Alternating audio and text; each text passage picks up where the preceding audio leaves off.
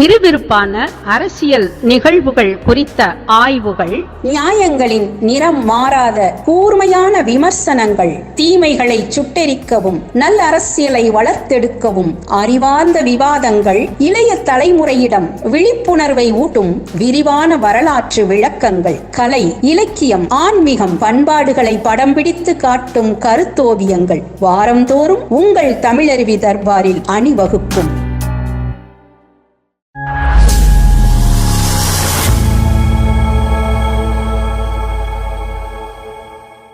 தமிழருவி தர்பாரின் சந்திப்போமா நிகழ்ச்சிக்கு உங்களை அன்புடன் வரவேற்கிறேன். இன்றைய சந்திப்போமா நிகழ்விற்கு ஆனந்த வாழ்க்கை படக்குழுவினர் நம்மோடு இணைந்திருக்கிறார்கள். அது மட்டுமல்ல, சிறப்பு விருந்தினராக ஐயா தமிழருவி மணியனும் நம்மோடு இணைந்திருக்கிறார். வாருங்கள், நிகழ்ச்சிக்குள் செல்லலாம். வாழ்க்கை என்பது களிப்பில் தொடங்கி மகிழ்ச்சியில் படர்ந்து ஆனந்தத்தில் நிலை பெற வேண்டும். அதுதான் பரிபூரணமான வாழ்க்கை என்று சொல்வார்கள். அந்த வகையில் மக்கள் அனைவரும் அந்த ஆனந்தத்தை அனுபவிக்க வேண்டும் என்பதற்காக அறிவு திருக்கோயிலின் மனவளக்கலையை அடிப்படையாக கொண்டு ஆனந்த வாழ்க்கை என்ற படத்தை இயக்கிய இயக்குனராக நீங்கள் இருக்கிறீர்கள். இயக்குனர் சுப்பிரமணிய பாரதி தான் இவரை பற்றி சொல்வதென்றால், இவர் பாஞ்சாலி என்ற ஒரு ஷார்ட் ஃபிலிம் எடுத்து அது இவருக்கு தேசிய அளவில் சிறந்த இயக்குனர் என்ற விருதை வாங்கி கொடுத்திருக்கிறது. அது மட்டுமல்லாது இப்போது இந்த ஆனந்த வாழ்க்கை படத்தையும் நீங்கள் எடுத்திருக்கிறீர்கள். இவரை பற்றி சொல்லணும், இவர்தான் இசை அமைப்பாளர் சத்யா. இவர் எங்கேயும் எப்போதும் படத்தின் மூலமாக பிரபலமான இசையமைப்பாளராக தெரிய வந்திருக்கிறார். இவர் பின்னணி பாடகரும் கூட. குறிப்பிட்டு சொல்ல வேண்டும் என்றால், மாசமா 6 மாசமா என்ற பாடலை கூட நீங்கள் தான் பாடியிருக்கிறீர்கள் இல்லையா? ரொம்ப அந்த படத்தில் உள்ள எல்லா பாடல்களுமே ஹிட் சாங் தான். அடுத்து இவர் கேமராமேன் கோகுல், இவர் குரு ரங்கத்துறை. இவர் அடிப்படையில் ஒரு ஜோதிடர், நடிகர். இந்த படத்திற்கு உதவி இயக்குனராகவும் பணியாற்றியிருக்கிறார். அது மட்டுமல்ல, மனவளக்கலையின் செயல்பாடுகளுக்கு ஒருங்கிணைப்பாளராகவும் பணிபுரிந்து வருகிறார். ஐயா தமிழருவி மணியன் அவர்கள், குமரையா அவர்கள். பாரதி, இப்போது இந்த ஆனந்த வாழ்க்கை என்ற படத்தை எடுப்பதற்கு எது உங்களுக்கு உந்துதலாக இருந்தது? எப்படி இந்த பட வாய்ப்பை நீங்கள் பெற்றீர்கள்? அது பற்றி கொஞ்சம் சொல்ல முடியுமா? வணக்கங்கம்மா. நான் பேசிக்கலாக வள்ளலார் பக்தர். குரு ரங்கதுரை அண்ணன் எனக்கு நண்பர். அவரும் நானும் அடிக்கடி பேசிகிட்டு இருப்போம். அப்படி பேசிகிட்டு இருக்கும்போது மகரிஷி ஐயாவை பற்றி சொன்னார். அப்படி பேசிகிட்டு இருக்கும்போது வள்ளலாரே அவர் கூட 10 வருஷம் இருந்தார். அப்படி இருந்த பிறகு தான் அவரால் கவிதை எழுதினார். அதுக்கு பிறகு நூற்றுக்கணக்கான புத்தகங்கள் எழுதினார்னு சொன்னார். அப்புறம் அவரை பற்றி நான் கொஞ்சம் கேள்விப்பட்டு, ஆனால் நான் ஒரு தரம் அங்கே போகணுமே அப்படின்னு, ஒன்றும் பிரச்சனை இல்லை, நான் உங்களை கூட்டிகிட்டு போகிறேன் அப்படின்னு என்னை அங்கே கொண்டு போய் மனவளக்கலை பயிற்சி ஒரு 5 நாள் அங்கே நடக்குங்கம்மா. அதில் என்ன சேர்த்து விட்டார். அந்த கோர்ஸ் நான் படித்து முடித்த பிறகு ஒரு புதிய ஒரு விளக்கம் எனக்கு கிடைச்சிது. அதாவது இப்போ கடை விரித்தேன் கொள்வார்னு வள்ளலார் சொல்லிட்டு போயிட்டார். அதனுடைய நீட்சியாக தான் மகரிஷி ஐயா அவ்வளோ விஷயங்களே, இப்போ எண்ணங்களை ஆராய்தல், ஆசையை சீரமைத்தல், சினம் தவிர்த்தல், கவலையை ஒழித்தல், இப்படின்னு எல்லா விஷயமும் ஒரு எஜுகேஷன் மாதிரி, அங்கே ஒரு கல்வி நிலையம் மாதிரியே அங்கே நடந்தது. அப்புறம் மகரிஷி ஐயா கிட்ட பிடிச்சதே பார்த்திங்கன்னா, எல்லாத்தையும் எளிமைப்படுத்தி எளிய முறை உடற்பயிற்சி, மூச்சு பயிற்சி, காயகல்ப பயிற்சி, ரொம்ப சிறப்பான பயிற்சி அது. இதெல்லாம் அங்கே சொல்லிக் கொடுக்கவும் நான் எல்லாமே கற்றுக்கிட்டேன். அங்கே பார்த்திங்கன்னா நீங்கள் உருவ வழிபாடே கிடையாது. ஜாதி மதம் இனம் இல்லாமல் அவர் கடவுளுன்னு கூட எங்கேயுமே மேக்சிமம் சொல்லலை. அருட்பேர் ஆற்றல் அப்படின்னு தான் சொல்கிறாரு. ரொம்ப ஒட்டுமொத்தமாக மகரிஷி ஐயா எனக்கு ரொம்ப பிடிச்சிட்டாரு. ரொம்ப எனக்கு பிடிச்சி போச்சு அவரை பற்றி. அப்புறம் அந்த பயிற்சியை நான் தொடர்ந்து இங்கே ஒரு 3 வருஷமாக நான் பண்ணி பார்த்தேன். அப்படி பண்ணும்போது தான் எனக்கு ஒரு புத்துணர்ச்சியாக இருந்தது, ஆரோக்கியமாக இருந்தது. எந்த விஷயத்தை நம்ம எப்படியாவது இப்படி ஒரு விஷயம் நம்ம சொல்லணுமே மக்கள்கிட்ட அப்படின்னு யோசித்தேன். அப்போ தான் நான் இயக்குனர் சங்கத்தில் ஒரு பாஞ்சாலின்னு ஒரு குறும்படம் பண்ணேன். அது போட்டிக்கு அனுப்பணும். அப்போ பெங்களூரில் என் படம் ஒரு 800 படத்தில் பெஸ்ட் அவார்டு வாங்குச்சு. அதில் சிறந்த கதை, திரைக்கதை, வசனம், இயக்கம், நடிப்பு அப்படின்ட்டு இயக்குனர் சங்கத்தை சார்பாக சேர்ந்து அது இவர் முருகன்ஜி தான் அது எனக்கு பரிசு கொடுத்தாரு. அதை நான் என்ன பண்ணேன், குரு அண்ணங்கிட்ட சொல்லி அண்ணங்கிட்ட சொல்லி அங்கே CO முருகானந்த ஐயா இருக்கார், அவர்கிட்ட ஒரு நாள் போட்டு காட்டினேன். ஐயா, நான் பெஸ்ட்டு ப்ரைஸ் வாங்கினேன், இந்த ஷார்ட் ஃபிலிமை நீங்கள் பாருங்கன்னு. அதை பார்த்தாரு. பார்த்துட்டு நல்லா இருக்க இது, அப்போ நாமளும் இங்கே ஒன்று பண்ணலாம் அப்படின்னு. அது நானும் சொன்னேன், ஆமாங்கய்யா, ஏன்னா இவ்வளோ பெரிய விஷயம் நடக்கிறது மக்கள்கிட்ட போய் சேரணும் அருமையான விஷயம். ஐயா எல்லாத்துக்கும் இதை சொல்லித்தரணுன்னு தான் சொல்லியிருக்கார் மகரிஷி ஐயா, அதனால் சொல்லலான்னு. சரி ஒரு கதை மாதிரி ஒன்று பண்ணுங்கன்னாரு. அப்புறம் நான் ஒரு கதை மாதிரி ஒன்று பண்ணேன். அப்புறம் நான், குரு ரங்கதுரை அண்ணன், சிஓ முருகானந்த ஐயா எல்லாம் பத்மஸ்ரீ எஸ்கேஎம் மயிலானந்தன் ஐயா அவர்களை போய் சந்தித்து இது மாதிரி ஒரு ஷார்ட் ஃபிலிம் மாதிரி ஒன்று பண்ணலாங்கய்யான்னு. சரி நல்லா இருக்க, ஒரு 5 நிமிஷத்தில் எடுங்கன்னாரு. ஐயா 5 நிமிஷத்தில் இதை எடுக்க முடியாது, குறைஞ்சது எனக்கு ஒரு 1/2 hour வேணும், அப்போ தான் இவ்வளோ விஷயத்தை நம்ம அதுக்குள்ளே கொண்டு வரணும் அப்படின்னு. சரி பண்ணுங்கன்னாரு. அப்படி தான் எனக்கு இந்த வாய்ப்பு அவங்க.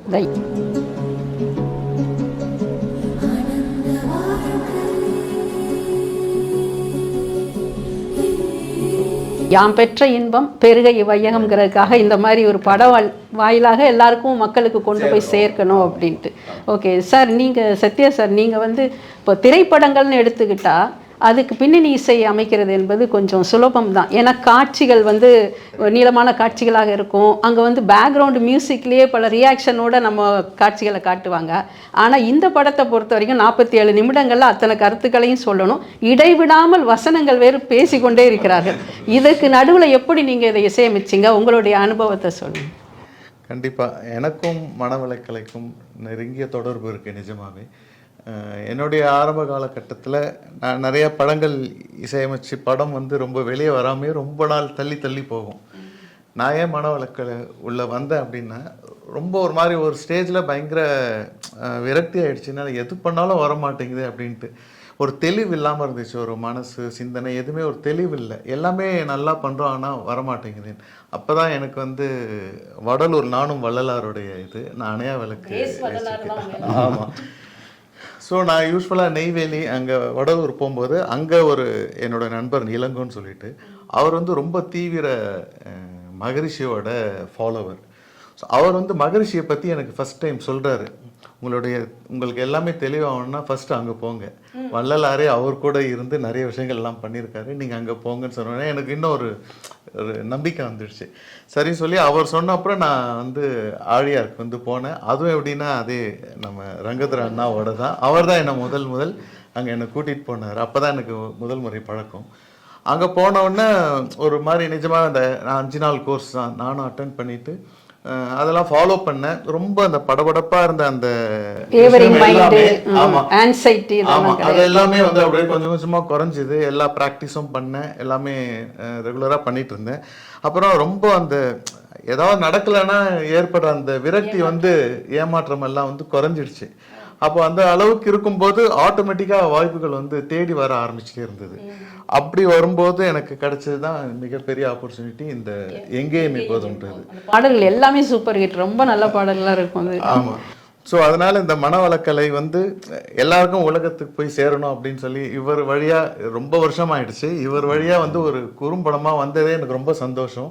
அதில் நானும் அதில் இணைஞ்சி பண்ணுறதுல எனக்கு ரொம்ப சந்தோஷம். நீங்கள் சொன்ன மாதிரி நார்மல் ஃபிலிமுக்கு நமக்கு வந்து ஒரு ட்ராமாட்டிக்கல் எக்ஸ்பிரஷன் வந்து கொடுக்கலாம். ஆனால் இதில் வந்து ஒரு ட்ராமாவும் இருக்குது. ஆனால் ரொம்ப மிகைப்படுத்தி போனால் அது வந்து ஒட்டாமல் போயிடும், ஆக்டிங் மாதிரி தெரிஞ்சிடும். ஸோ அதுக்குள்ளே இருக்கணும். அந்த ஸ்பீச் சொல்லும் போதெல்லாம் பண்ணுறதுக்கு நிஜமாவே கொஞ்சம் கஷ்டமாக இருந்துச்சு. ஏன்னா அந்த கண்டென்ட்டை வந்து நம்ம இன்ட்ரெஸ்டிங்காக தான் கொண்டு போகணும். ரொம்ப மேலே போயிட்டோம்னா மியூசிக் டாமினேட் ஆகிடும்.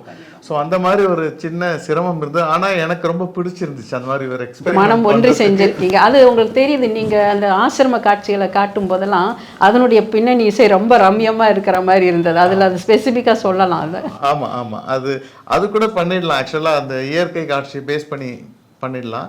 அவங்க இந்த மனவளக்கலையை வந்து எக்ஸ்பிளைன் பண்ணும்போது ஒரு பேக்ரவுண்ட் ஸ்கோர் பண்றது அந்த எக்ஸ்பீரியன்ஸ் ஷேரிங். அப்போ பாகிராஜ் சார் பேசுவார், இது மாதிரி எல்லாம் பேசும்போது ரொம்ப கஷ்டப்பட்டார், என்ன பண்ணாரு. ஆமாம், அது கொஞ்சம் எனக்கு சேலஞ்சிங்காக இருந்துச்சு. ஆனால் மகரிஷி அருளால் அதுவும் நல்லா வந்துருச்சு.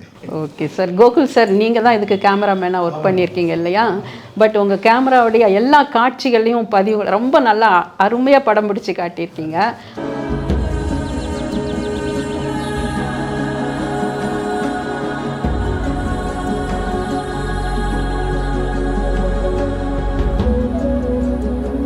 அதுவும் அந்த ஆசிரம காட்சிகளை காட்டும்போது அங்கே இருக்கிற இயற்கை சூழல், அந்த பசுமையான மரங்கள், இவை எல்லாத்தையும் பார்க்குறதுக்கும் அவ்வளோ கண்ணுக்கு அழகாக இருந்தது.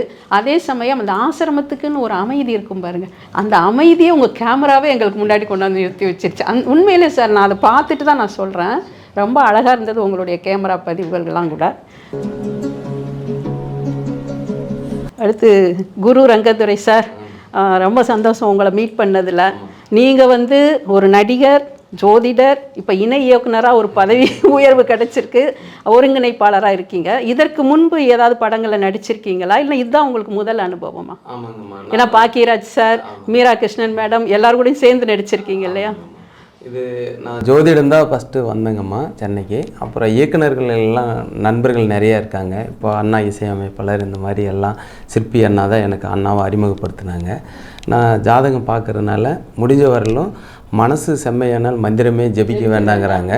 இந்த மனசை பற்றி நான் படித்த நூல்கள், இந்த மாதிரி ஐயாவோட நான் இதெல்லாம் கேட்பேங்க, ஸ்பீச்செல்லாம் கேட்பேங்க. இந்த மாதிரி அறிஞர்கள் மாதிரியே மகரிஷி ஐயா வந்து ஒரு தெளிவு சொல்லியிருந்தாங்க. அதனால் நான் மேக்சிமம் எல்லாத்தையும் நாங்கள் அழைச்சிட்டு போவோங்க. கோயிலுக்கு கூட்டிகிட்டு போகிற மாதிரி அறிவு திருக்கோயிலுக்கு ஆலியார் அழைச்சிட்டு போய் கூடவே 5 நாள் இருப்பேங்க. அந்த கோர்ஸ் எல்லாம் முடித்து அதுக்கப்புறம் அவங்க ஒரு பக்குவமாயிடுவாங்க. அதுக்கான திறன் அங்கே இருக்குங்க. ஒவ்வொரு வரிகளும் நம்ம வாழ்க்கையை மாற்றும். ஐயா சொல்லுவாங்க சொல் திறன் அப்படிம்பாங்க. ஐயாவோட வார்த்தையில் சொல்லுவாங்க, ஒரு புத்தகம் ஒரு மனிதனை மாற்றும், ஒரு வார்த்தை மாற்றும். அந்த மாதிரி அங்கே மாற்றக்கூடிய ஒரு திறமை இருக்குங்க அந்த வார்த்தைகள். அதனால் நான் முடிஞ்ச வரலும் கலைஞர்கள் மூலயமா தாங்கம்மா இந்த விஷயத்தை உலகத்துக்கு எடுத்து செல்ல முடியும்.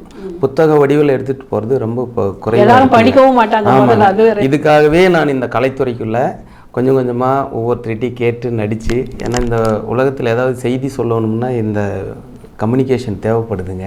அதுக்காக நான் மகரிஷியோட கருத்தை வெளியிடுறதுக்கு இப்போ நாடகங்கள் போட்டாலும் நான் போய் நடிப்பணுங்க. தெரு நாடகங்கள் போட்டாலும் ஏதாவது ஒன்று சேர்ந்து நடித்து கருத்து சொல்லணும் இப்படிங்கம்மா. அது மாதிரி இப்போ பாரதி அண்ணாவை அழைச்சிட்டு போய் நிறைய இயக்குநர்களை கூட்டிகிட்டு போயிருக்கிறேன். எழில் சார் தான் ஃபஸ்ட்டு கூட்டிகிட்டு போனாங்க. அவங்க இப்போ எனக்கு கண்டினியூவாக 9 படங்கள் என்னை நடிக்க வச்சாங்க. ஸோ அதனால் எனக்கு நடிப்புலேயும் ஆர்வம் இருக்கும், எழுதுறதுங்க எல்லாமே. ஸோ அண்ணா கூட இணைஞ்சு இந்த படத்தை நம்ம பெருசாக கொண்டுட்டு வந்து மகரிஷியோட கருத்தை உலக மக்களுக்கு கொடுத்துட்டா ஒரு தனி மனிதனுடைய ஒழுக்கம் வரும் அப்படிங்கிறது தான் இதோட கருத்துங்கம்மா. எனக்கு இன்னொரு கேள்வி உங்ககிட்ட. இந்த படத்தை எத்தனை நாளில் நீங்கள் எடுத்து முடிச்சிங்க? இதுக்கு எவ்வளோ பட்ஜெட்டு செலவாச்சு? அதில் இன்னொரு விஷயமும் நான் கேட்கணும். ஒரு குடும்பத்தை காட்டியிருக்கீங்க. அந்த குடும்பத்தில் ஒரு அம்மா, அப்பா, தாத்தா, பாட்டி, குழந்தை எல்லாருமே ஒவ்வொருத்தரும் ஒரு பொறுப்பே இல்லாமல் ஒவ்வொரு டைமை வேஸ்ட் பண்ணிட்டு உட்காந்துட்டு இருக்காங்க. அவங்க எல்லாரையும் கூட்டிகிட்டு போய் இந்த மனவளக்கலை பயிற்சி எடுக்க வச்சு உடனே எல்லாரும் திருந்திடுற மாதிரி காட்டியிருக்கீங்க. பட் கண்டிப்பாக இது நடக்கும், நான் நடக்கலைன்னுலாம் சொல்ல மாட்டேன். பார்க்குறவங்களுக்கு எதேச்சும் இதெல்லாம் நம்ப முடியுமா அப்படின்னு ஒரு கேள்வி வரலாம் இல்லையா? அதுக்கு உங்களுடைய விளக்கம் என்ன? ஆமாம், இது பட்ஜெட்னு பார்த்தீங்கன்னா ஃபஸ்ட்டு ஒரு சின்ன இதில் தான் ஆரம்பித்தோம். அதில் ஒரு கதையில் வந்து ஒரு குடும்பத்தை தாங்குகிற ஒரு தலைவன், அந்த குடும்ப தலைவராக யாரை போடலாம் டிஸ்கஸ் பண்ணும்போது இயக்குனர் பாக்கியராஜ் சாரை வந்து நான் சொன்னேன். அது அவங்களும் எல்லாரும் ஒத்துக்கிட்டாங்க. சரி, பாக்கியராஜ் சார் பண்ணால் இது மப்சல் வரைக்கும் கொஞ்சம் எல்லா மக்களுக்கும் போய் சேரும், அவரு இது நடித்தா அப்படின்னு. அப்புறம் அவரை சந்தித்தோம். அப்புறம் அதுக்கு ஜோடியாக யாரை போடலான்னு பார்க்கும்போது மீரா கிருஷ்ணன் அம்மா, அவங்க வீணையில் இப்போ ரொம்ப ஃபேமஸாக வந்துகிட்டு இருக்காங்க. அவங்க மீரா கிருஷ்ணன் அம்மா நடித்தாங்க. அப்போ விட்டல் சார், அப்புறம் ஜீவா தங்கவேல், அண்ணன் குரு ரங்கதுரை, அப்புறம் சோபியா, பிரியா, அப்புறம் இன்னொரு பொண்ணு பேர் ஜெயந்தி அந்த அம்மா அவங்க நடித்தாங்க. அந்த பாட்டி அம்மா நடித்தாங்க டெல்லியிலேருந்து ஒரு அம்மா, அவர் விட்டல் சாரினுடைய அவங்க ஃப்ரெண்டு. அவங்க ஒரு 200 படங்களுக்கு மேலே நடிச்சிருக்காங்க ஆந்திராவில், தெலுங்கு. அவங்க அந்த அம்மா வந்தாங்க. அப்புறம் ஒரு சின்ன பையன் ராமானுஜம்னு, அவர் பொள்ளாச்சியிலே படிச்சுட்டு இருக்க சின்ன பையன். இவங்க எல்லாம் சேர்ந்து அதில் நடித்தாங்க. அப்புறம் sir music director Sathya sir, அப்புறம் கோகுல் சார் வந்து கேமராமேன். இப்படி ஒரு டீமே பெருசாக சேர அதனுடைய பட்ஜெட் கொஞ்சம் நாங்கள் நினச்சதை விட கொஞ்சம் நல்லா போச்சு. அப்போ நான் அவங்கக்கிட்ட சொன்னேன், உலக சமுதாய சேவா சங்கத்தினுடைய தலைவர்கிட்ட சொன்னேன், ஐயா கொஞ்சம் பட்ஜெட் இதாக ஆகும் அப்படின்னு. சரி, உங்கள் கதைக்கு என்னவோ அதை நீங்கள் பண்ணுங்கள், ஒன்றும் பிரச்சனை இல்லைன்னு சொன்னார். அப்புறம் என்னென்னா இது ஒரு ட்ராமாங்கம்மா, ட்ராமா கம் டாக். இதில் சொல்ல வர்றது என்னென்னா ஆலியார்னு ஒன்று இருக்குது, அங்கே மனவளக்கலைன்னு ஒன்று இருக்குது, அங்கே இவ்வளோ சிஸ்டம் இருக்குது, இதை போய் நீங்கள் கற்றுங்க. அது சொல்கிறதுக்கு தான் இது நோக்கமே தவிர நீங்கள் சொல்கிற மாதிரி லாஜிக்காக பார்த்தா அதுக்கு தான் 6 மாதம்னு அதில் போட்டிருப்போங்க. 6 மாதத்துக்கு பிறகு 6 மாதம் சொல்றது நீங்க கரெக்ட் தான். அந்த பயிற்சியை எத்தனை நாள் எடுத்துக்கிட்டாலும் தொடர்ந்து அதை நம்ம வீட்டில் செய்யணும். அப்போதான் அதனுடைய பலனை நம்ம அடையணும். அதை நீங்க வலியுறுத்தி இருக்கீங்க, அந்த படத்துலையும் சொல்லியிருக்கீங்க. அந்த இது நோக்கமே வந்து ஆலியார் அங்கே மனவளக்கலை இங்கே இருக்கு, நீங்க போய் பாருங்க, அதை வந்து பயிற்சி எடுங்கன்னு சொல்றதுக்கு தான் இந்த இது நாங்கள் பண்ணது. ரொம்ப நல்லா ரீச் ஆயிருக்கும்னு நினைக்கிறேன். ரொம்ப மக்களுக்கு இப்போ தெரிஞ்சிருக்கும். ஒரு நல்ல சமுதாயத்திற்கு ஒரு நல்ல கருத்துள்ள ஒரு படத்தை நீங்கள் எடுத்து கொடுத்துருக்கீங்க. குமர கோகுல் சார், நீங்கள் இதுக்கு முன்னாடி வேறு ஏதாவது படத்துக்கு நீங்கள் ஒளிப்பதிவு செஞ்சுருக்கீங்களா இல்லைன்னா? இப்போ விமல் படம் பண்ணிட்டு இருக்கேன். ஓகே, இப்போ இது முதல்ல திரைக்கு வந்தது இப்போ இந்த படம் தானே, ஆனந்த வாழ்க்கை தான் நீங்கள் பண்ண? இல்லை, அதுக்கு முன்னாடி படம் பண்ணியிருக்கேன். படம் நான் சோனாயுதம் படம் பண்ணியிருக்கேன். அதுக்கப்புறம் இருமொழியன்னு சொல்லி ஒரு படம் பண்ணியிருக்கேன். அதுக்கப்புறம் குற்றம் புரிந்தால் ஒன்று பண்ணியிருக்கேன். இப்போ கரம் மசாலா பண்ணிட்டு இருக்கேன். இந்த பெட்டுன்னு சொல்லி ஸ்ரீஹார் சார் படம் பண்ணிட்டு இருக்கேன். ரெண்டுமே நெக்ஸ்ட் மந்த் ரிலீஸ் ஆகுது. இப்போது மனவளக்கலைன்னு சொல்லி நீங்கள் மனசுக்கு மனம் செம்மையாக வேண்டும். அவர் குரு சார் சொன்ன மாதிரி, மனம் அது செம்மையானால் மந்திரம் ஜெபிக்க வேண்டாம், மனம் அது செம்மையானால் வாயுவை உயர்த்த வேண்டாம், மனம் அது செம்மையானால் வாசியை நிறுத்த வேண்டாம், மனம் அது செம்மையானால் மந்திரமும் செம்மையாமேன்னு சொல்லுவாங்க. அதை நம்ம உடனே எப்படி எடுத்துக்கணும்? முதல்ல மன செம்மையாகிறதுக்கு என்ன வழி? அதில் நீங்கள் சொல்லுங்கள் சார், அதில் என்ன மாதிரி பயிற்சிகள்லாம் கொடுத்துட்ருக்காங்க? வாழ்க வளமுடனுங்கம்மா. ஐயாவே நிறைய சொல்லியிருக்காங்க. ஏன்னா ஐயாவும் பயிற்சி எடுத்துகிட்டு பயிற்சி விடாமல் செய்கிறாங்க. மகரிஷினுடைய இது என்னென்னாங்கம்மா, பயிற்சி எல்லோரும் எடுத்துட்டுருவாங்க, அதை தினம் நம்ம செய்யணுங்க. இப்போ நாங்களும் ஐயா சொன்ன மாதிரிங்க 1 மணி நேரம் அதுக்கு செலவிடுறோமுங்க. ஃபோன் தொல்லை இல்லாத நேரம் 4:30 to 6 காலையிலைங்க, ஏர்லி மார்னிங் எழுந்திரிச்சு செஞ்சுருவோமுங்க. உண்மையிலுமே நான் வந்து பெரிய ட்ராவலுங்க ஐயா மாதிரிங்க. ஆனால் நான் செல்ஃப் டிரைவிங் பண்ணி பண்ணுறேங்க. இது முடிய எனக்கு பேக் பெயினோ முட்டி வலியோ வந்தது இல்லைங்க. இது முடிய 12 லட்சம் கிலோமீட்டர் நான் செல்ஃப் டிரைவிங் பண்ணியிருக்கேன் 25 ஆண்டுகளில். எங்கே இருந்தாலும் இந்த பயிற்சி பண்ணிவிடுவேனுங்க. அவ்வளவு இதோட எஃபோர்ட் இருக்குங்க. இப்போ லாஸ்ட் வீக்கில் ஒரு பெரிய தொழிலதிபர் வந்தாங்க. வந்து அவருக்கு வந்து L4 L5ல ஒரு ப்ராப்ளம் இருந்தது. கணவன் மனைவி வந்தாங்க. இந்த பயிற்சி எடுக்கிறதுக்கு கொஞ்சம் பயந்தார். அங்கே இருக்கிற பேராசிரியர் சத்யவேல் ஐயா, ரொம்ப தொந்தரவு இருந்தால் பண்ண வேண்டாங்க, முயற்சி மட்டும் பண்ணுங்க அப்படின்னு சொல்லியிருந்தாங்க. அதை பண்ணுன உடனே 10 நிமிஷத்தில் அவருக்கு குணமாயிடுச்சுங்க. நல்லா நடக்க ஆரம்பித்தார். இதை ஒரு ஆஸ்பத்திரி, பெரிய ஆஸ்பத்திரியில் இங்கே கை வச்சா உங்களுக்கு ஸ்பைனல் கார்டில் ப்ராப்ளம் வந்தாலும் வரலான்னு சொல்லி அந்த மன ரீதியான உளைச்சலே அவருக்கு காலை இழுத்து நடந்துக்கிட்டு இருந்தாருங்க. அப்படியே ரிலீவுங்க. அந்த மாதிரி பயிற்சி ஐயா சொன்னாங்க இல்லைங்களா, எளிமைங்க, ரொம்ப எளிமை. 90 வயசு முடியும் நீங்கள் அந்த பயிற்சி பண்ணலாம். சிறு குழந்தைகள் முதல் வயதானவர்கள் வரை பயிற்சிகள். குழந்தைகளுக்கெல்லாம் அந்த கண் பயிற்சின்னு ஒன்று இருக்குங்க. அது ரொம்ப அட்வான்டேஜான பயிற்சிங்க. காயகல்பம் வந்து ரொம்ப முக்கியமான பயிற்சிங்கம்மா. ஒவ்வொரு அந்த வயதை அடைந்த உடனே அந்த பயிற்சி எடுத்துட்டா, இப்போ இந்த வன்முறை இருக்கு இல்லைங்களா, மன ரீதியான வன்முறை, கத்தி கடப்பாரெல்லாம் இல்லைங்க, மன ரீதியான வன்முறை, அந்த இளமை பருவத்தில் வரக்கூடிய வன்முறையை சமநிலைப்படுத்திடுமுங்க. இவ்வளவுதாங்கம்மா. அதில் சாந்தி தவம் ஒன்று பண்ணி கொடுப்பாங்க. இதை வந்து பிரித்து எல்லாம் சொல்லி அவ்வளவு எளிமையாக பண்ணி கொடுத்துருக்காங்க. நம்ம உடலுக்கு தேவையான ஒவ்வொரு பாட்லேயும் ஒரு காலை அசைச்சா கூட அதில் 5 விதமான பயிற்சி இருக்குமுங்க. ஒரு கையை இப்படி நீங்கன்னா அதில் இங்கே சோல்ருக்கு பலம் வருமுங்க. இப்படி ஒவ்வொன்றா ஐயா 50 ஆண்டு காலம் உடலையும் மனதையும் அறிவையும் உயிரையும் எப்படியெல்லாம் மேம்படுத்துவதுங்க. ஐயாவோட வார்த்தைகளை கேட்டிங்கன்னா பலமாக இருக்குது நம்மளுக்கு. தொய்வு வர்றவங்கெல்லாம் ஐயாவோட ஸ்பீச்சை கேட்பாங்க. ஏன்னா அவ்வளவு நான் ஐயா கூட பயணிச்சிருக்கிற செய்திகளை கேட்பேங்க. ஒரு மரம் எவ்வளவு ஆழமாக வேறு ஊன்றுகின்றதோ அவ்வளவு உயரம் வளர்கின்றது. அது மாதிரி எவ்வளவு உள்ள செல்கிறோமோ, கடந்து உள்ள நம்ம போகிறோமோ, அதான் கடவுள் இல்லைங்களாங்கம்மா. அதை வந்து மகரிஷி ஐயா வந்து பீட்டாவிலிருந்து ஆல்பாவுக்கு வாங்க. அதுதான் இதில் பெரிய விஷயம், சயின்ஸு இல்லைங்களாங்கம்மா. அந்த ஆல்பா, பீட்டா, டெல்டா ஐயாவை கொண்டுட்டு போய் வச்சு சயின்ஸ் படி செக் பண்ணுறாங்க. வேதாத்திரி மகரிஷி ஐயாவை வச்சுங்க. அவருக்கு வந்து டெல்டாவுக்கு போயிடுறாரு. மீட்ரு வேலை செய்யல, மைனஸில் போகுதுங்க. அப்போ வந்து அவங்கனால மிராட்டல் ஆகுது. அப்போ அப்படி மனநிலை நம்ம எல்லாத்துக்குமே இருக்குதுங்க. நாம் வந்து பதட்டத்தில் பிட்யூட்டரி ஃபீனலையும் சுரக்கிறதுக்கு எல்லாமே பண்ணிட்டோம். அவ்வளோ பெரிய சயின்ஸை ஐயா எளிமையாக, இப்போ நான் +2 தாங்கம்மா, ஒரு பாமரனுக்கே இவ்வளவு புரியுதுன்னா இன்னும் படித்த மகான்களுக்கெல்லாம் எப்படி புரியுமுங்க. அதனால தான் ஐயா என்ன பண்ணியிருக்காங்கன்னா எஜுகேஷ்னல் சிஸ்டம் ஆக்கிட்டாங்க. இதை வந்து பாடத்திட்டமாக அனைவருக்கும் கொண்டுட்டு போய் செலுத்துங்க. பல்கலைக்கழகத்தை இது பட்டப்படிப்புக்கு இப்போ கொடுத்துட்டாங்க ஐயா, இப்போ கூட கொடுத்துட்டாங்க. இதில் PhD முடியும் பண்ணுறாங்கம்மா. 2500 மன்றங்கள் இருக்குது. நம்ம எங்கே வேணாலும் பயிற்சி எடுக்கலாம். அந்த ஆலியாருங்கிறது வந்து அவர் வாழ்ந்த இடம், அந்த மேக்னெட்டிக் போர்ஸ், அந்த மேற்கு தொடர்ச்சி மலையில் போன உடனே மனம் அமைதியாயிருக்கு. எல்லாத்தையும் உங்களை ரிசீவ் பண்ண ஆரம்பிச்சிருங்க. அது அண்ணா அழகாக கேமரா பண்ணியிருந்தாங்க. அந்த படத்துக்கு ஒரு மிகப்பெரிய இசை அமைச்சிங்க. அண்ணா கூட நாங்கள் ட்ராவல் பண்ணுறதுனால சொன்னால் செஞ்சு கொடுத்துருவாங்க. வேறு எதுவுமே மறுத்து பேச மாட்டாங்க, இரவும் பகலுங்க. அதே மாதிரி இதை இன்னும் மக்களுக்கு எடுத்து சொல்லணும்னு சொல்லி தாங்க ஐயாவையும் நாங்கள் இந்த மாதிரி கேட்டு, ஐயா நிறைய வேதாத்திரியும் பேசுவாங்க, நிறைய வந்து பேசிட்டு வருவாங்க. நாங்கள் இன்னும் எடுத்து செல்லணும்னு இருக்கிறேங்க. இப்போ நீங்கள் வந்து ஒரு ஹார்ட் ஆஃப் லிங்கில் இருந்துங்க, மகான்கள் எல்லாம் ஒன்று தானுங்க, எல்லாருமே நல்லா இருக்குன்னு நினைக்கிறவங்க. இதையும் நீங்கள் இவ்வளவு வாட்ச் பண்ணியிருக்கிறீங்க. இந்த ஆனந்த வாழ்க்கைன்னா என்னென்னு ஐயா ஒரு விளக்கம் கொடுப்பாங்க. இன்பத்துக்கும் ஆனந்தத்துக்கும் உள்ள டிஃப்ரென்ஸ் என்னென்னு சொல்லுவாங்க ஐயா பேசும்போது. காலையில் ஜிலேபி சாப்பிட்டு நான் மறுபடியும் லட்டு சாப்பிடும்போது ஜிலேபி மறந்துடுவேங்க, இது இன்பம்.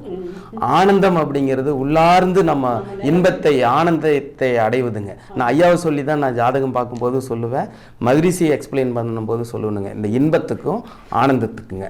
மகான் மகரிஷி ஐயா அவர்களுக்கு வந்துங்க, அவர் இப்படி வெளிக்கொண்டுட்டு வந்தவங்களுக்கெல்லாம் நம்ம ஒரு நன்றி சொல்லணுங்க. அது வந்து எஸ்கே மயிலானந்தம் ஐயா அவர்களுங்க, அப்புறம் சின்னசாமி ஐயான்னு நம்மளுக்கு பொள்ளாச்சியில் இருக்கிறாங்க, டிஆர்கே கார்த்திகேயன் ஐயாங்க, நம்ம ராமராஜ் காட்டனுங்க, சென்னை சில்க் ஹவுஸு, போத்தீஸ், இந்த பெரிய தொழில் அதிபர்கள்லாம் சேர்ந்து தாங்கம்மா நம்மளுக்கு அங்கே நடக்கக்கூடிய நிகழ்வுகளுக்கு ஏதாவது பணம் பற்றலினாலும் அவங்க பணம் போட்டு இதை எப்படியெல்லாம் இந்த உலகத்துக்கு கொடுக்கலாம், எங்கள் தொழில் வளர்ச்சிக்கு இவ்வளோ பெரிய இண்டஸ்ட்ரியில் நாங்கள் வளர்ந்ததுக்கு அவரோட தெளிவு எங்களுக்கு கரெக்டான வயசில் கிடச்சிச்சு.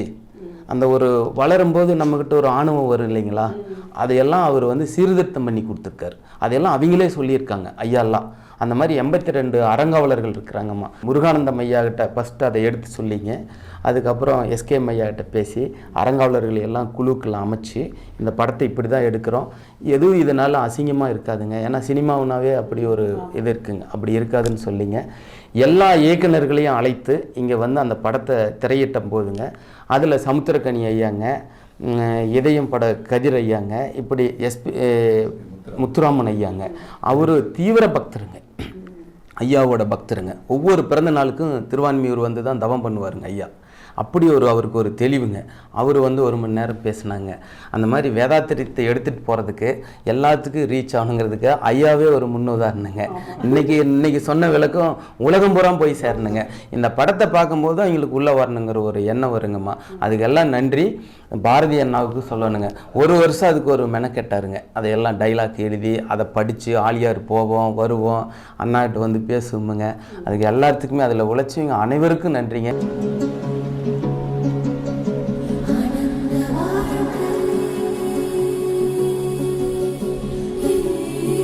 ஐயா, நீங்கள் ஒரு பார்வையாளராக எப்படி உங்கள் மனசில் என்ன தாக்கத்தை ஏற்படுத்தி இந்த படம்? இணையதளத்தில் ஆனந்த வாழ்க்கை குறும்படத்தை பார்த்தேன். உண்மையிலேயே வாழ்க்கை ஆனந்தமாக இருக்கணும்னா எப்படிங்கிறதுக்கு இந்த படம் ஒரு எடுத்துக்காட்டுன்னு சொல்லணும்.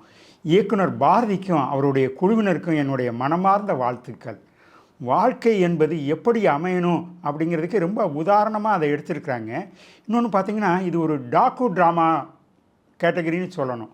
கொஞ்சம் மாறி இருந்தாலும் ஒரு பக்கம் டாக்குமெண்ட்ரியாக இருக்கும், இல்லைன்னா ட்ராமாவாக இருக்கும். சொல்ல வந்த கருத்தை சொல்ல முடியாமல் போயிருக்கும். ரெண்டையும் பேலன்ஸ் பண்ணி பாரதி ஒரு கத்தி மேலே தான் நடந்திருக்காருன்னு சொல்லணும். ரொம்ப அருமையாக பண்ணியிருக்காரு. அடுத்து இசையை பார்த்திங்கன்னா, காதை உறுத்தாத இசை அப்படியே அந்த குறும்படத்தோடு ஒன்றி போயிருந்தது. அதுபோல் பார்த்திங்கன்னா ஒளிப்பதிவு, நான் வால்பாறைக்கு போகிறப்பெல்லாம் பார்த்திங்கன்னா அந்த ஆழியார் முகாமை கடந்து போயிருக்கிறேன். அதற்குள்ளே இவ்வளவு அழகு பொதிந்திருக்கிறது என்பதை ஒளிப்பதிவாளர் அழகாக எடுத்து தந்திருக்கிறார். இந்த படத்தில் நடித்த பெருமக்கள் பாக்யராஜ் அவர்களாகட்டும், மீரா கிருஷ்ணன் ஆகட்டும், ஜீவா ஆகட்டும், மற்ற நம்முடைய நண்பர் குருஜி ஆகட்டும், அத்தனை பேரும் தங்களுடைய பாத்திரத்தை உணர்ந்து இயல்பாக நடித்திருக்கிறார்கள். இதை எனது நட்பு வட்டங்களில் பகிர்ந்திருக்கிறேன். நாங்கள் அனைவரும் கூடிய விரைவில் சில குடும்பங்கள் அங்கு சென்று இந்த பயிற்சியை பெறுவோம். இதற்கான வாய்ப்பை உருவாக்கி தந்த பாரதிக்கும் அவரது குழுவினருக்கும் எங்களுடைய வணக்கமும் நன்றியும். ஐயா, நீங்கள் வேதாத்திரி மகரிஷி அவரோட நேரடியாக சந்தித்து அங்கேயே தங்கி இருந்து 3-4 நாட்கள் இந்த பயிற்சி உங்கள் மனைவியோடு எடுத்துக்கிட்டேன்னு சொல்லியிருக்கீங்க. அந்த அனுபவத்தை கொஞ்சம் சொல்லுங்கய்யா. இல்லை, நான் வந்து 1966 மாநில கல்லூரியில் போய் சேர்ந்தேன். மாநில கல்லூரியில் சேர்ந்த பொழுதே ஆசனா ஆண்டியப்பன்னு திருநெல்வேலியில் இருந்தபடி ஆசனங்களை கற்றுக் கொடுப்பார். அந்த நேரத்தில் அவர் தான் புகழ்பெற்ற ஆசன கலைஞராக இருந்தார். அவரிடம் நான் முறையாக எல்லா ஆசனங்களையும் கற்று மாநில கல்லூரியில் படிக்கிற பொழுதே ஆசனங்களை தொடங்கிவிட்டேன். எப்பொழுதுமே உடல் நலன் என்பது மிக முக்கியமானது. அந்த உடலை எந்த அளவுக்கு பராமரிக்கிறோமோ, உடல் வளர்த்தோரே உயிர் வளர்த்தோர் என்று திருமூலர் சொல்கிறார் இல்லையா? அதனால் எனக்கு சின்னஞ்சிறு பருவத்திலிருந்தே உடலை ஒழுங்காக பேணி பராமரிக்க வேண்டும் என்கிற எண்ணம் இருந்தது. அதனால் நீண்ட நெடுங்காலமாக நான் ஆசனங்கள் போடுவேன். இந்த நேரத்தில் என்னுடைய 25வது திருமண நாள் வந்தது. அப்பொழுது நான் கோவைக்கு சென்றிருந்தேன். ஏனென்றால் கோவையில் தான் என் மகன் இருக்கிறான். நானும் என் மனைவியும் கோவைக்கு சென்றிருந்த பொழுது என் நண்பர் ஒருவர், அவர் என்னிடம் பலகாலமாக மகரிஷியின் பெருமைகளை சொல்லி கொண்டிருப்பார். பொதுவாகவே எனக்கு இந்த சாமியார்கள் மீது மரியாதை கிடையாது. அதிலும் குறிப்பாக இந்த கார்ப்பரேட் சாமியார்கள் மீது எனக்கு எல்லையற்ற கோபம் கூட உண்டு. அதனால் இதை பெரிதாக நான் எடுத்துக்கொள்ளவில்லை. அவர் மீண்டும் மீண்டும் வற்புறுத்தினார், நீங்கள் நினைக்கிற சாமியார் இவர் இல்லை, எல்லா வகையிலும் இவர் தனித்துவமான ஒரு மனிதர், நீங்கள் ஒரு முறை வந்து பாருங்கள் என்று சொன்னார். அவரே அந்த சந்திப்புக்கு ஏற்பாடும் செய்து வைத்தார். நான் என் மனைவியோடு போனேன். போன பொழுது ஒரு மனிதனாக பார்த்த முதல் சந்திப்பிலேயே அவருக்கு என்னை பிடித்து விட்டது, எனக்கு அவரை பிடித்து விட்டது. அவர் உடனே என்னை கேட்டார், நீங்கள் இதற்கு முன்பு ஏதாவது ஆசனங்கள் செய்திருக்கிறீர்களா என்று. நான் இது மாதிரி ஆசன ஆண்டியப்பன் என்பவரிடம் முறையாக கற்று செய்து கொண்டிருக்கிறேன் என்று சொன்னேன்.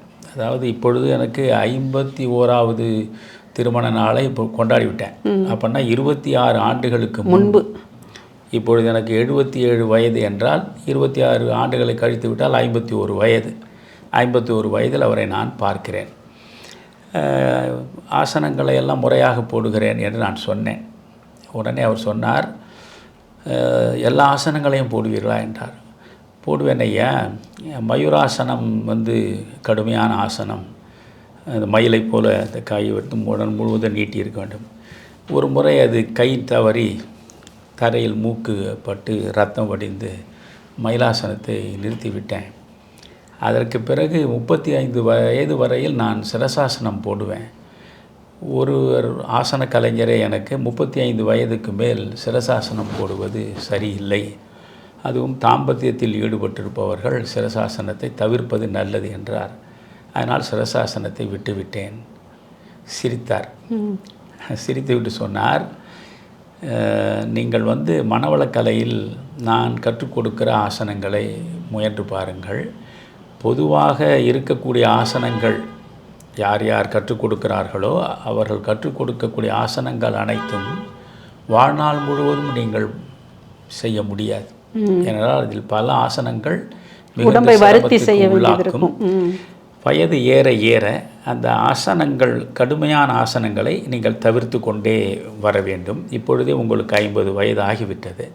இனிமேல் நீங்கள் மிக கடுமையான ஆசனங்களை போடக்கூடாது. ஆசனங்கள் அனைத்தையும் எளிமைப்படுத்தி, எவ்வளவு கடுமையான ஆசனங்களை போட்டால் உங்கள் உடம்புக்கு நல்லது என்று நீங்கள் கருதுகிறீர்களோ அதை எளிய ஆசனங்களின் மூலமே அதைவிட மேன்மையாக உங்கள் உடலை பராமரிப்பதற்கு நான் அதை பயிற்சி கொடுக்கிறேன் என்று சொன்னார். ரொம்ப மகிழ்ச்சி ஐயா என்றேன்.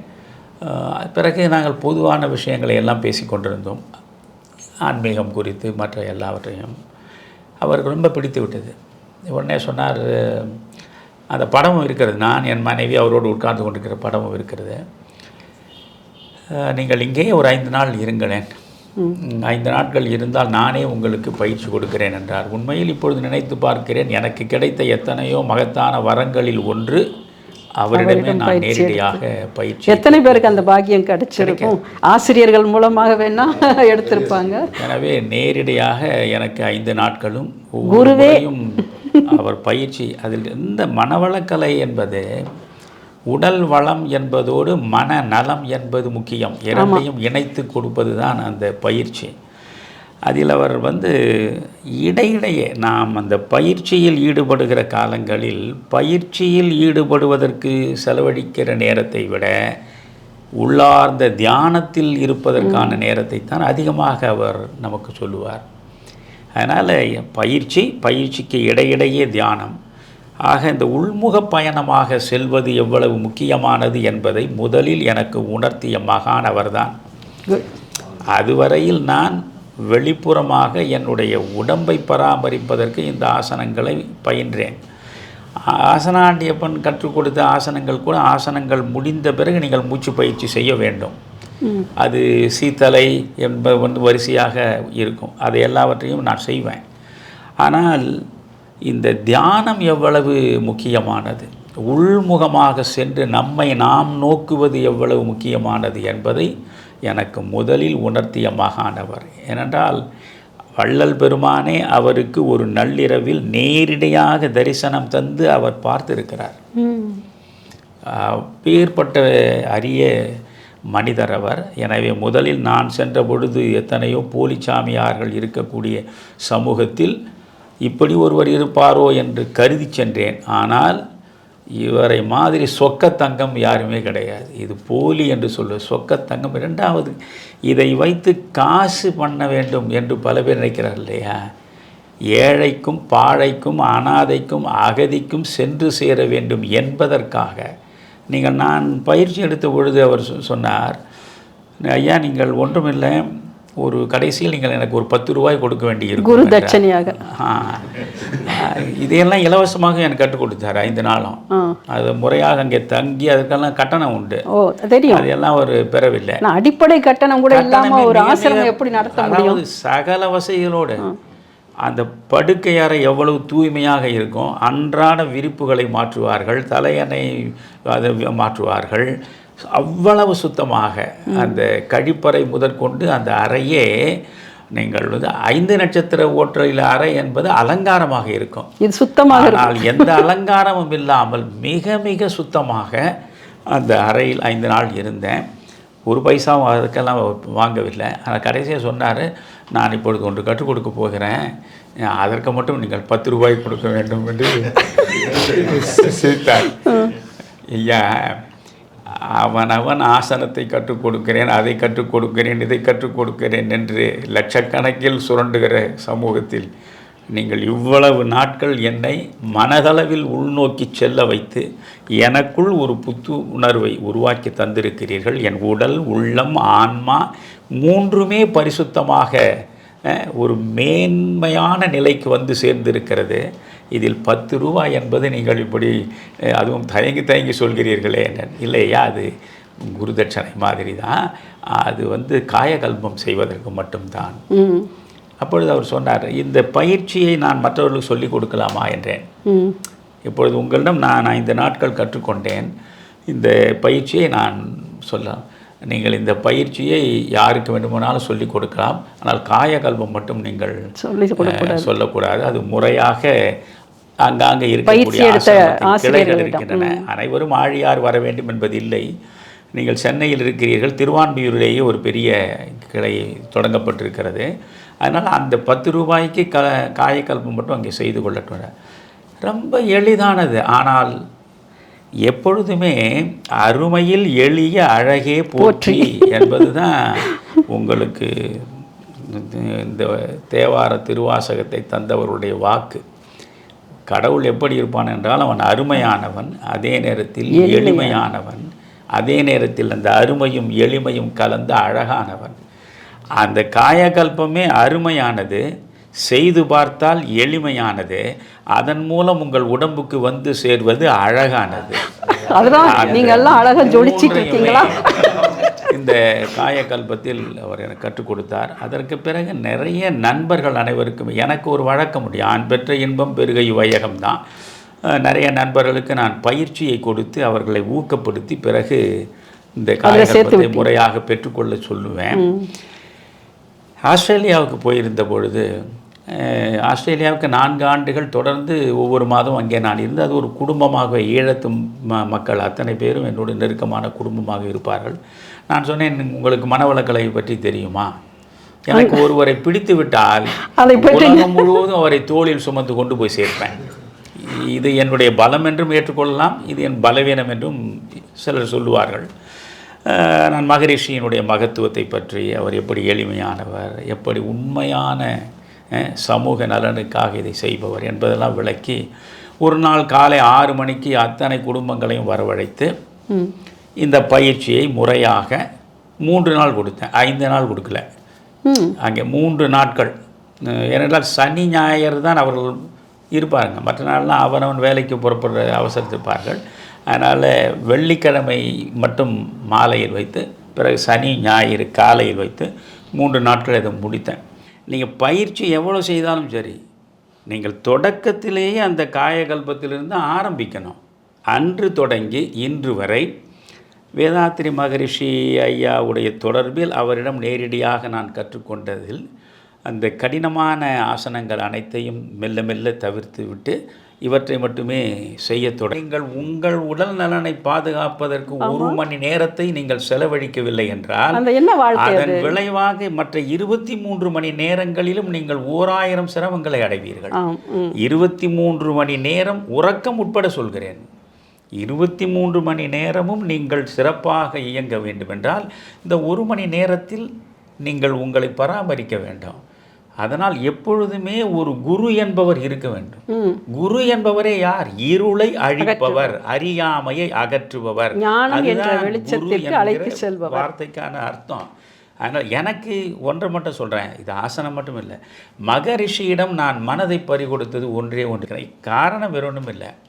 இப்போ புத்தர் என்ன சொல்கிறார்? எல்லா துன்பங்களுக்கும் காரணம் ஆசைதான். இந்த எல்லா துயரங்களுக்கும் காரணம் ஆசைதான். எனவே ஆசை அற்றவனாக இருப்பது தான் உனக்கு நிர்வாணத்தை கொடுக்கும் என்பதுதான் புத்தத்தினுடைய அடிப்படை கொள்கை. ஆக மண்ணில் பிறந்த ஒவ்வொருவனும் ஆசையற்றவனாக இருக்க வேண்டும், பற்று அற்றவனாக இருக்க வேண்டும். ஆசை என்பது பற்றின் விளைவாக வருவது தான். ஆக பற்றற்றவனாக இருப்பது தான் புத்தம் எனக்கு கற்றுக் கொடுத்த பாடம். சரி, நான் புத்தன் சொன்னபடி பற்றற்றவனாக இருக்க முயற்சிக்கிறேன். அதற்கு பிறகு திருக்குறளை நான் திரும்பி பார்க்கிறேன். திருக்குறளை படித்தால் பற்றுக பற்றற்றான் பற்றினை அப்பற்றை பற்றுக பற்றுவிடற்கு என்று வள்ளுவன் எனக்கு ஞானம் போதிக்கிறான். இந்த உலகத்தில் உள்ள அனைத்து பற்றுகளையும் நீ விட்டால்தான் நீ துயரமற்ற மனிதனாக வாழ முடியும். அதற்கு ஒரு வழி உண்டு, நான் சொல்கிறேன். இந்த உலகத்தில் உள்ள எல்லா பற்றுகளையும் விடுவதற்கு இறைவன் ஒருவன் மீது மட்டும் பற்றுவை. பற்றுக பற்றற்றான், ஏனென்றால் அவன் பற்றே இல்லாதவன்.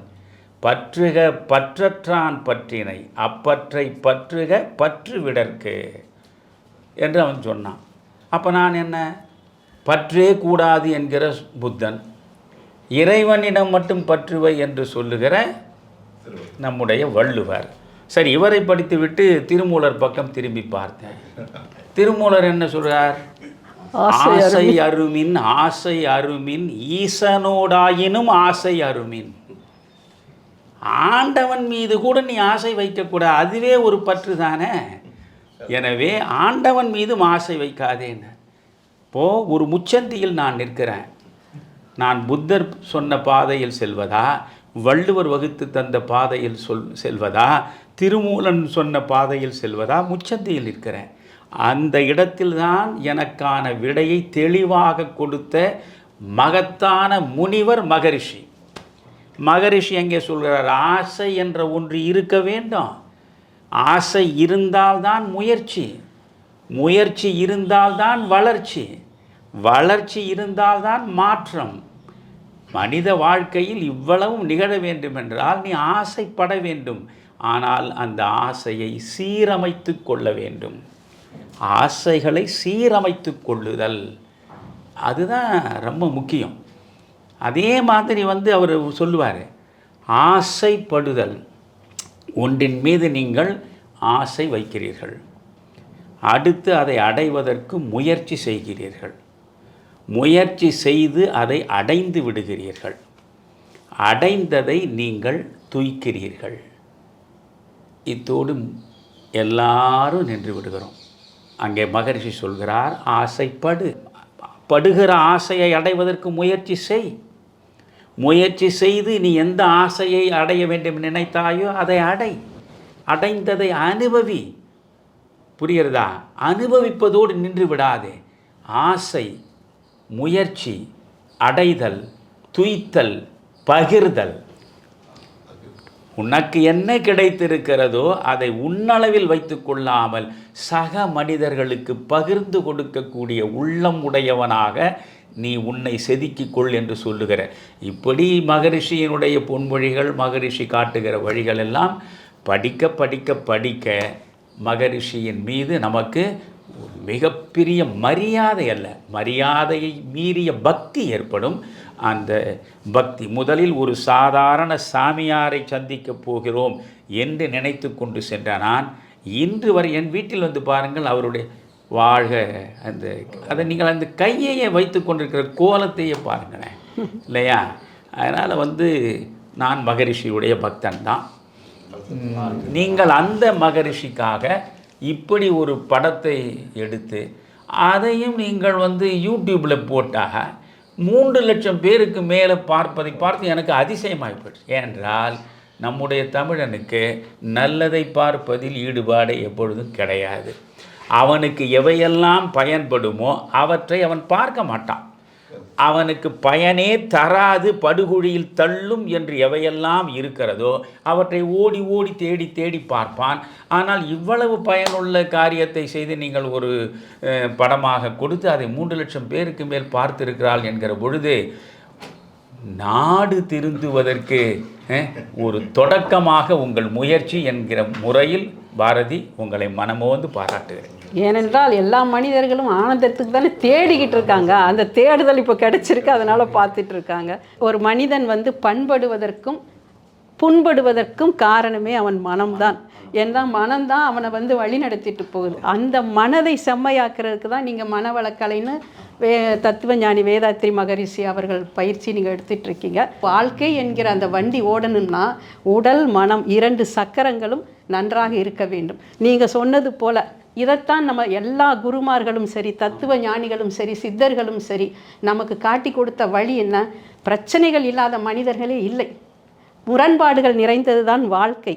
எப்போ பாரு இன்பத்தையே நம்ம துய்த்து கொண்டு இருக்க முடியாது இல்லையா? இந்த முரண்பாடுகளுக்கு இடையிலும் ஒரு ஸ்திரத்தன்மையோடு வாழ்க்கை மனோபலத்தோடு எப்படி எடுத்துகிட்டு போகலாங்கிறதுக்கு தான் உங்கள் மகரிஷி ஐயாவும் ஆகட்டும், என்னுடைய குரு ஸ்ரீ ஸ்ரீ ரவிசங்கர் அவர்களாகட்டும் இந்த தத்துவங்களை தான் நமக்கு சொல்லி கொடுத்து நம்ம வாழ்க்கையில் முன்னேற வைக்க பார்க்குறாங்க.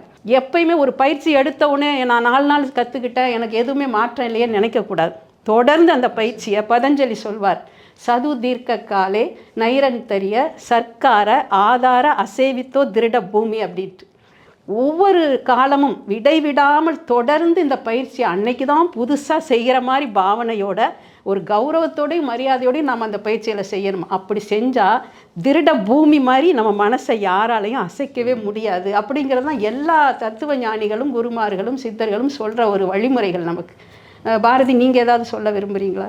இவ்வளோ நேரம் ஆனந்த வாழ்க்கைங்கிற ஒரு படத்தை ஷார்ட் ஃபிலிமுக்காக ஐயா தமிழறிவியார் அவர்கள் தன்னுடைய பொன்னான நேரத்தை ஒதுக்கி அவர் நடத்திக்கிட்டு இருக்கிற அரசியல், ஆன்மீகம், பக்தி, இலக்கியம் இது மாதிரி நிறைய விஷயங்களை, தரவுகளை எடுத்து இந்த தமிழக மக்களுக்கும் உலகத்தில் இருக்கிற எல்லா மக்களும் கேட்டு அதை தெரிஞ்சுக்கணும், பயனடையணும் அப்படிங்கிற விஷயத்துக்காக அவர் நடத்திக்கிட்டு இருக்கிற அந்த தர்பார், தமிழருவி தர்பார் அப்படிங்கிற ஒரு சேனலில் ஆனந்த வாழ்க்கை அப்படிங்கிற ஒரு படத்திற்காக இவ்வளோ தூரம் ஸ்டுடியோவுக்கு வந்து எங்களை எல்லாத்தையும் கூப்பிட்டு இவ்வளோ நேரம் அமர்ந்து எங்களுக்காக இதை பதிவு செஞ்ச ஐயாவுக்கு என்னுடைய முதல் நன்றிகள். அப்புறம் இந்த சமயத்தில் வேதாத்திரி மகரிஷி அவர்களுடைய வேதாத்திரியத்தை, மனவளக்கலையை இந்த மக்களுக்கு கொண்டு போய் சேர்த்தணுங்கிறதுக்காக எனக்கு அந்த பட இயக்கும் வாய்ப்பை கொடுத்த SKM மயிலானந்தன் ஐயா அவர்களுக்கும் CO முருகானந்தம் ஐயா அவர்களுக்கும் அதனுடைய அறங்காவலர்கள் அத்தனை பேருக்கும், அன்பர்கள் அத்தனை பேருக்கும் என்னுடைய இந்த நேரத்தில் நான் நன்றியை தெரிவிச்சுக்கிறேன். இவ்வளோ நேரம் ஐயா, நாங்கள் மகரிஷி ஐயாவை பார்த்ததில்லை. நான் ஐயா அவர் இருக்கும்போதே 5 நாள் அவர் கூட இருந்து பயிற்சி எடுத்தார் அப்படின்னு கேட்கும்போது உண்மையிலே ரொம்ப நெகிழ்வாக இருக்குது. ஏற்கனவே சொல்லியிருக்காரு, அது இது மூலிமா எல்லா மக்களுக்கும் பதிவு பண்ணது ரொம்ப சந்தோஷமா. வேறு ஒன்றும் இல்லைங்கம்மா. நன்றி.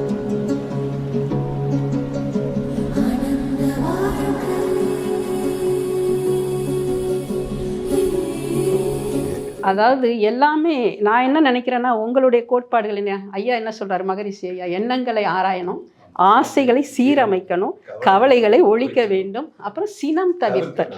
அந்த சினம் என்பது என்ன, நம்ம அடுத்தவங்க செய்கிற நம்ம கோபங்கிறதே மற்றவர்கள் செய்கிற தவறுக்கு நமக்கு நாமளே தான் தண்டனை கொடுத்து கொள்கிறோம். அப்போ எவ்வளோ அழகாக இந்த 4 வார்த்தைகளையுமே நான் யோசித்து பார்த்தேன். எங்கள் குரு சொன்னதுக்கும் அவர் சொல்கிறதுக்கும் எனக்கு ஒன்றும் வித்தியாசம் தெரியலை. எண்ணங்களை எப்போ ஆராய்ந்து பார்க்க முடியும்? மனம் ஒன்றி அகத்துக்குள்ளே நம்ம பயணிக்கும் போது தான், அந்தராத்மாவாக நம்ம உள்ளே போய் பார்க்கும்போது தான் எண்ணங்களை சீரமைக்க முடியும். எண்ணங்கள் செம்மையாகிவிட்டால் மனதில் தோன்றுகின்ற, மனம் செம்மையானால் எண்ணங்கள் செம்மையாகும், எண்ணங்கள் செம்மையானால் வார்த்தைகள் செம்மையான வார்த்தைகளாக நாம் உபயோகிக்கலாம், வார்த்தைகளும் செம்மையானால் நாம் செய்கின்ற செயல்கள் செம்மையாகும், செயல்களும் செம்மையடைந்து விட்டால் இறுதியில் என்ன இருக்குது?